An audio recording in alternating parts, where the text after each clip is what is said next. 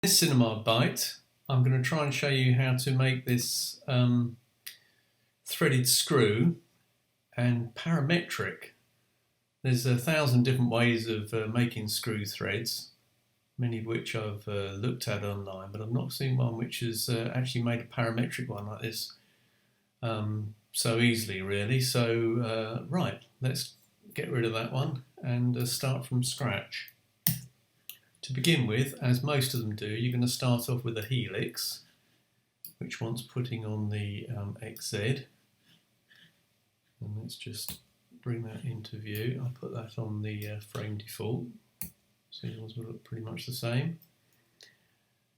And then this is where you just need to apply a bit of logical maths. Start radius and finish radius. For this I'm going to make it 10 millimeters just to make it nice easy numbers. The end angle gives you the number of rotations in the helix. By default it's on 720, which is 2 rotations, obviously 360 times 2. So if I put a 0 on that, that's going to give me 20 rotations, which would look a bit better for a screw thread. And for the height of it, I'm going to make the height between each of the pitch of the thread, if you like, 10 millimeters. And it's going to go round for 20 rotations, so that is going to equal 200, which is the default on there, which is great. The other thing to watch out for, which is a little bit more arbitrary, is the subdivision. Because it's going round so many times, the default subdivision on there is 100 for 720 degrees. So we're going around 10 times that, so you probably will need at least 1,000. You might be able to play with that. If you look on the plan view, you see that looks like a nice smooth circle. If I put that back down to 100, you'll see what happens. The beginning and end points will have a flat on them because there's kind of not enough points to actually make up the nice circles. So stick that back on 1,000 and that should solve that problem quite nicely. So that's our helix. That's basically going to be the guide for our thread. Now what we're going to do is to spline wrap on here. And the way we're going to do that is we're going to make a plane, and I'm going to set the plane to the plus X, and the width and height all gets, because it's on the X, it all gets confused. So that's going to be our 10 millimeter height, which would be the height of each of the parts of the thread, if you like. The height of it is just going to be the length of this polygon. That doesn't actually matter, it's the number of segments you've got on there which is important, but we'll make that 300 because it's a nice easy measurement. The width, which in this case is actually our height, so that gets confusing, but that's going to be 1. Now you can see what it's doing. So the segments wants to be, and we're having 20 rotations, and I want to divide the segments because I'm going to use a subdivision device on it. I'm going to make it fairly low resolution, so I'm going to have the actual cylinder, if you like, made up out of 12 sections. So I'm going to go 20 times 12, that's 240. So that's going to give me the segments on the rotation. Now for the spline wrap to work, it needs to be nested inside a null with the object that it's going to be wrapping, if you like. So that's our plane. So in the spline wrap attributes, we'll place our spline in there.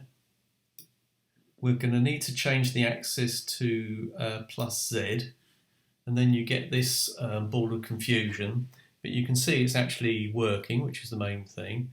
But don't be put off by this. If we go to our helix, the reason it's like this is because it needs a rail spline to show it which direction to rotate in. And the way we're going to do this, and this allows it to stay parametric even when you change the number of rotations and things if you want to, is to use an instance of the helix. So what we can do is, in our spline wrap, we'll put that helix instance as the rail, and you see that still looks messy, but if we move this instance up on the Y, you can see that straightens everything out. Suddenly it's all aligned with the helix the way we want it to be. So I'll make that invisible, make the helix invisible as well. And in fact, another sensible thing to do is to put all these invisible things in a null. Then we can make the whole null invisible. And that way it just looks tidier. The spline wrap down here, we don't really want to see the actual box around that, so we can turn that off as well. So if we call these live ref, for want of anything else to call them, and this one we'll call it our, because it is, the spline wrap. We're probably going to need, if not another couple of nulls, just to nest everything in it later when we use the subdivision. So let's stick those in another null, which will be our thread.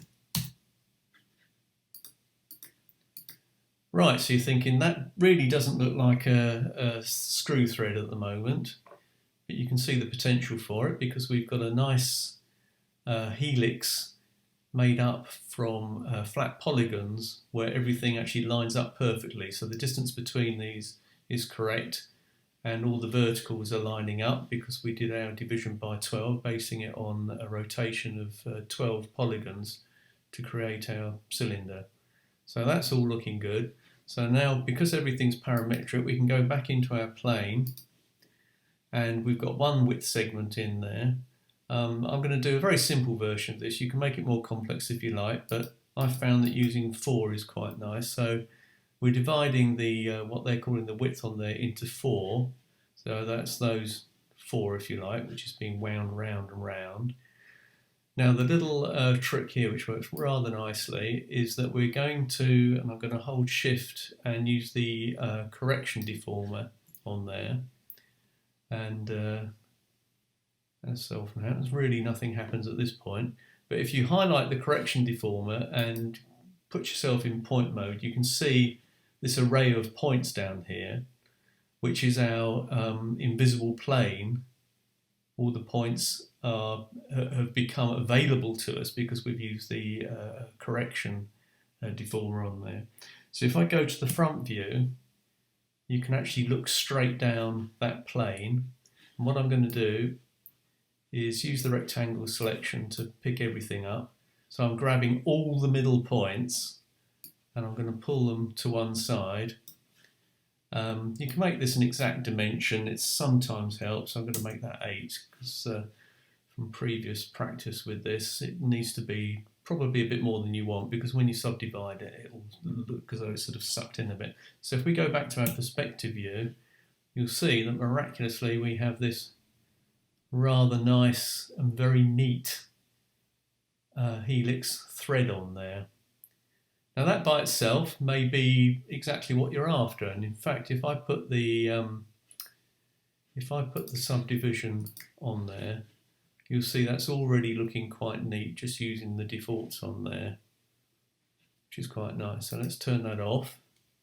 And there's a couple of things we want to sort out. One is, I always feel that when you look at these threads, you very rarely get threads which are entirely even like that. You might do probably more on a bolt than you would do a screw, but I'm making this look more like a wood screw. So if we highlight the Correction Deformer, go to the front view again, and in fact let's go for all views, and then we can see what's happening in the perspective view here, which might be useful to us. So if I go on the end there, and then in the front view down here, I'm going to move that point up, and you can see it's all moving interactively, which is great. And remember, the plane we're using here is a parametric plane, so it sees it as a flat object, but because we're using the correction deformer, we can actually move these points around. So I'm going to move that one down a bit. Let's have a look. That could move up or down, it depends what flavour you want really. I'm going to leave it about there. I'm maybe going to move that out a bit more. I'll put that on 10, I think. There you go. So that's not looking too bad. We'll go back to our perspective view, take an admiring look at that.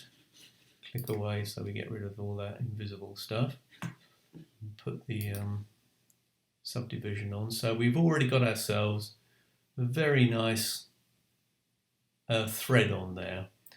And what we would want to do now, what I would want to do now, is to taper those ends in so that it doesn't just end in a blunt, sharp edge like that. And because of the way we're doing it, that is also quite easy. So back to our correction deformer. This time go to top view. This is where it's a little bit wrong, so you need to zoom in. And we've got those on X10. So I'm going to whittle it down basically. So if I make this one 0, so that will be level with the back surface of the plane. And I'm going to make this one 5 just to taper it in. Then I'm going to do the same on the other end.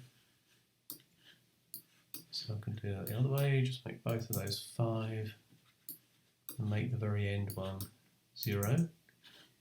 Now go back to the perspective view and you'll see that is now nicely tapered in. And again, because it's parametric, and now you understand how it works with the using the point on the correction deformer, you can pretty much do what you want with that. You can make it fatter and thinner in places. You've got total control over it, which is really nice. So let's turn off the subdivision surface on there. Save it so it doesn't all disappear. To make the centre of the thing, if you're not going to make it into a polygon object, you want to keep it all parametric, then add a cylinder for the core of it. We made that 10, didn't we? The height of it wants to be longer than 200 because 200 is the exact length we've got there, so I'll make that 250. And our rotation segments wants to be 12 to match what we've got in there. So that's good. All we want to do is to shift that up. Let's make that 120, just have nice round numbers. And I think we probably want to, if we put height segments 25 in there, that means they're 10 each, so that will be that'll fit in nicely with what we've done. So if I fit that in there, I think we're going to need create another null, because I want to put the cylinder in the null under the subdivision surface so they all get subdivided together like that. So that's looking nice. Now the other thing which you're going to want, if you're going to make a wood screw, obviously if you're making a bolt or something you probably wouldn't need to do this, but it's interesting just to see how it works, is to put a taper in there. So stick a taper in. That just wants to be out of there, you don't actually need it in, it just wants to be in the same group. Not sure if I need that under another null, I may do. Let's have a look, see what happens. So we make the size of this 50, 50, make the length of it 100 because it's only the tip that we want to affect. We'll put the strength on 100 because that will show us what we're doing. That looks a bit dramatic, but it's just because it's up the wrong way really, it just needs positioning. So flip that up the other way, make that 180. And then as we come towards the end, you'll see that's bringing it in nicely to look vaguely like a wood screw. Yeah, I thought so. So that needs to be in, we need to put yet another null in here to keep everything under the, that's it, under the subdivision surface. In fact, we can put our live ref in there as well. There we go. If we put that under the subdivision surface, that's solved it. But you find that these, because everything is parametric and live, and these are generators, they're all sending information to each other, so you sometimes have to almost turn everything off and turn it all on again to get it to generate the way it should do. So don't be alarmed if it does that, it's quite normal. So if I turn off the lines on that, you'll see we've got a very nice smooth looking screw thread there. I'm going to turn off the visibility of the taper as well. Gosh, look at that, even that upset it. But that's not a problem. So that is it pretty much done actually. So all we need to do now, if you want to, I mean this is just gilding the lily really, is just to stick a head on it for the sake of it. So I'm going to use a cone and we'll make it about, I don't know, 40, something like that. We'll make the height of it 40, see what that looks like. So it's about, that's sort of nuttish, isn't it? Looks a bit big actually. Let's take that down, 30, 30, that's better. And then I'll hold down Option and select a cube to go on top, and we'll take this down in size. The X wants to be a bit bigger, so we'll make that 50, Y wants to be, I don't know, 10, the width about 5, something like that. And then we can move the cube up to where we think it might intersect with that. It's not quite intersecting, so we can make that 60, maybe even 70 because it's going off the edge there. And then we'll stick that in a bool. So we'll start, that will be the object we're taking out of that, so we'll have that on top and we'll get a bool and we'll stick that in there, and there we go. Now we could garnish that a little bit by putting a cap on it. Don't want it to be that high, although let's leave it like that, that's quite nice actually. But I'll take that right down to say 2 and the height 2, just so it's got a little rounded edge on it, just looks a bit better. And we'll cut that right back as well, a number of segments. So that's just a really simple screw head. We should call it screw head, and stick that under our subdivision. Let's say this is where we're going to need another null because this has got the taper in it. So if we stick it under there, I don't know, because the taper's at the other end, isn't it? So that should be alright. So get rid of that one. Turn off the line work, and there we have a nice screw. So if we just chuck a simple reflective material on there, spline. Right. You see what happened? It's just almost randomly clicking these things on and off, and eventually it comes back to where it should be. Put the taper back on, close it up quick before it decides to do something else, and there we go.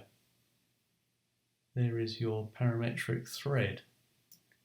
And so if I turn the material off, turn the lines on,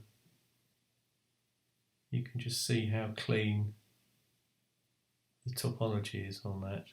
So it's actually very easy to convert it into a single solid poly object.